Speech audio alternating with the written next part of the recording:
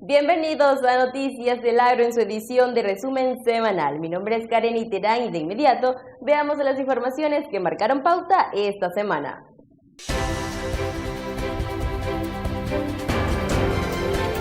Lunes.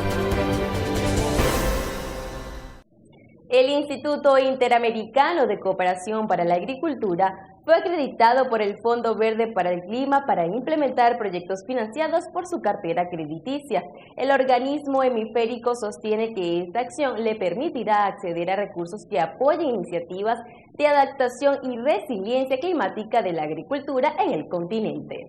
El instituto destacó que con esta acreditación podrá concursar a recursos para el desarrollo de proyectos con un valor máximo de $50 millones por iniciativa. Sobre el hecho, el director general del IICA, Manuel Otero, indicó que esta acreditación representa nuevas oportunidades mediante las cuales se podrán desarrollar proyectos y programas que permitan cambiar la forma en cómo se practica la agricultura actualmente, según su testimonio, con miras al futuro que impone el cambio climático.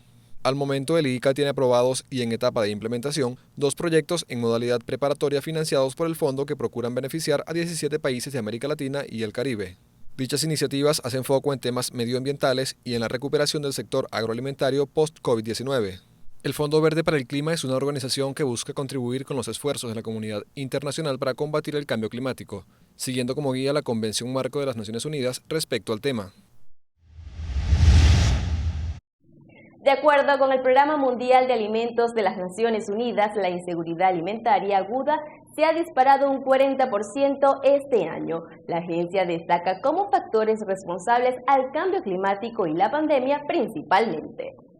La ONU define la inseguridad alimentaria como cualquier falta de alimentos que amenace vidas, medios de vida o ambos. Recientemente, el Programa Mundial de Alimentos de la ONU indicó que este año la inseguridad alimentaria aguda está afectando o tiene un alto riesgo de impactar a un récord de 270 millones de personas. El economista jefe de la agencia, Arif Hussain, indicó como responsables de la inseguridad alimentaria en la actualidad a los conflictos globales, el COVID-19, el clima y los altos precios de los alimentos. La agencia multilateral agregó que unos 690 millones de personas, o el 9% de la población mundial, se acuesta con hambre cada noche. El organismo tiene este año como objetivo la asistencia de 139 millones de personas, la operación más grande de su historia.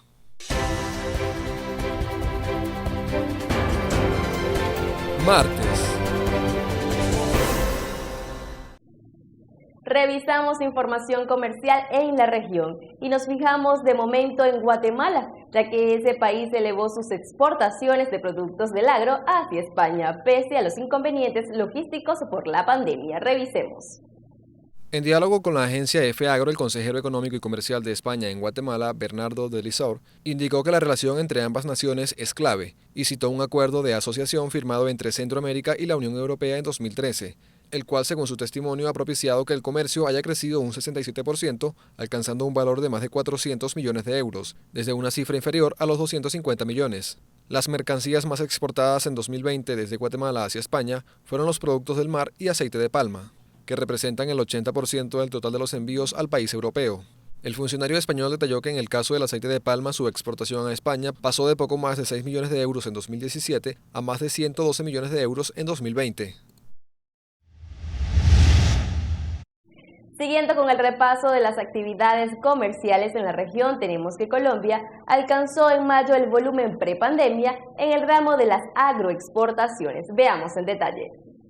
De acuerdo con un informe del Departamento Administrativo Nacional de Estadística de Colombia, durante el mes de mayo las ventas internacionales del segmento de productos agropecuarios, alimentos y bebidas sumaron $688,7 millones, lo que representa un crecimiento del 12,2% comparado con el mismo mes de 2020.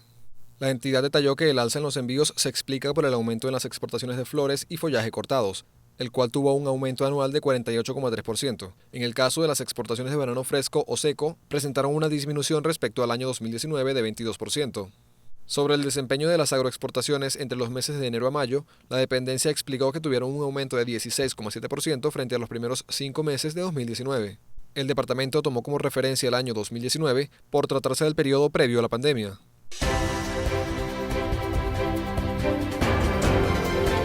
Miércoles.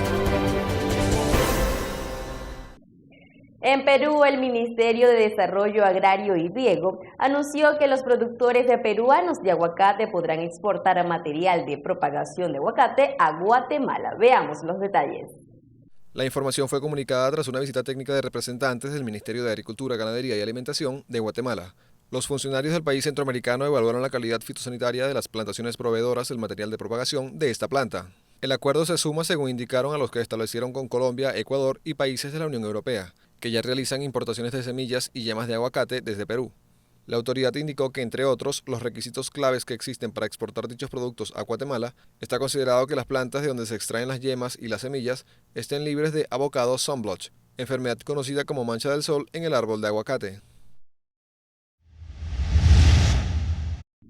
En Estados Unidos, una ola de calor en la costa oeste, que las autoridades consideran sin precedentes, se encuentra afectando cultivos frutales y de trigo. Veamos. Los productores de la región denuncian a medios locales que la sequía es otro golpe para el sector, pues sostienen que han estado batallando por la escasez de mano de obra y los mayores costos de transporte durante la pandemia. En el noroeste de Estados Unidos se produce el trigo blanco de ese país. Dicho cultivo presenta grandes volúmenes de exportación al continente asiático. Para esta temporada los agricultores esperaban verse beneficiados por los altos niveles de precios que presentan en la actualidad los cereales. Sin embargo, se espera que la sequía reduzca a la mitad las cosechas. El Departamento de Agricultura de Estados Unidos calificó esta semana al 68% del trigo de primavera del estado de Washington y el 36% del trigo del invierno en malas o muy malas condiciones. Hace un año, solo el 2% del trigo de invierno del estado y el 6% del trigo de primavera se calificaron de pobre a muy pobre. En el ramo de las frutas se espera que la región debería producir una cosecha de cerezas cercana al promedio, pero el volumen no será abundante como se esperaba inicialmente. Así lo dejó ver una asociación de la zona. El mismo ente subraya que los productores simplemente tuvieron que abandonar una porción de las cerezas dañadas por el calor en sus terrenos.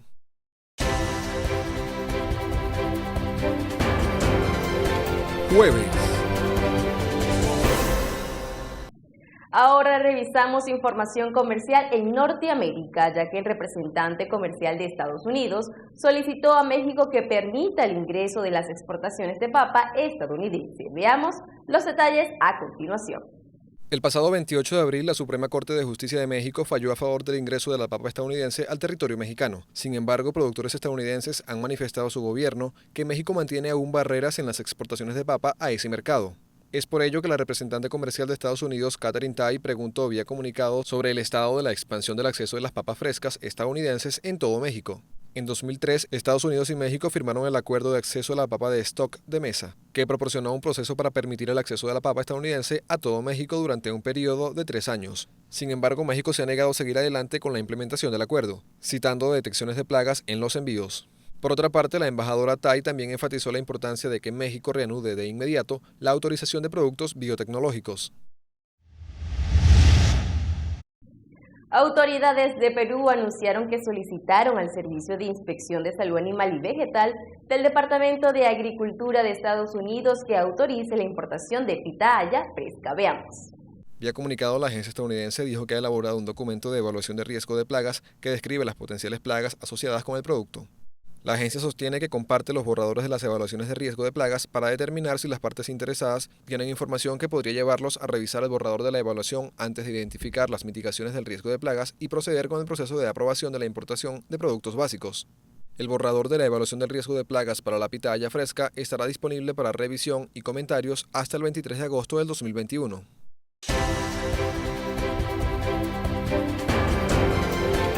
Viernes. El ministro de Economía de Brasil anunció que el país se encuentra evaluando la reducción del arancel mínimo común del Mercosur. El funcionario ofreció estas declaraciones luego que el país asumió la presidencia del organismo multilateral en días recientes. El ministro indicó que de concretarse esta medida sería una dirección unilateral y espera que Argentina no se oponga. La reducción del arancel externo común que estarían contemplando desde Brasil es de 10%. El funcionario brasileño argumentó que podrían tomar la decisión de reducirlo ahora mismo. Sin embargo, se refirió a los acuerdos adquiridos con los demás socios del bloque, y según su testimonio espera que el Mercosur no se transforme en un factor de atraso. En la actualidad, el arancel externo común del bloque comercial se sitúa en un tope de 20%. La posición de Argentina en ocasiones pasadas ha sido la de mantener el arancel alto a los productos que ingresen a los países que conforman la Unión Aduanera. Una de las tendencias en el mercado de carnes en la actualidad es la industria de la carne cultivada. Este mercado cuenta con gran número de seguidores y detractores. Una de las críticas constantes es respecto al sabor. Muchos, los que no apoyan el consumo de esta nueva forma de alimento, sostienen que el sabor de la carne de laboratorio no es el mismo que el de la carne natural. Sin embargo, una empresa suiza afirma que logró recrear el sabor de la carne en recetas vegetarianas. Veamos. La firma helvética Firmenich viene desarrollando carne en recetas vegetarianas, haciendo foco en las texturas, colores y las sensaciones gustativas para que los productos se asemejen a su gusto. La compañía afirma que lograr crear el gusto que se asemeje a la carne tiene gran dificultad. Aseguran que la fórmula ideal es buscar una mezcla que haga que las papilas gustativas acepten y no sean sensibles a ellas.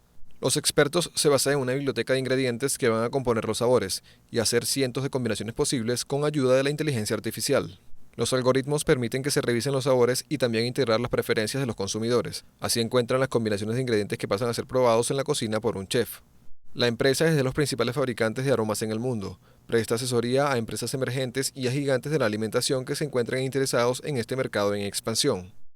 Momento de hacer una breve pausa. Mientras, los invitamos a ingresar a nuestras diferentes redes sociales donde nos consiguen como Agrotendencia. Ya venimos.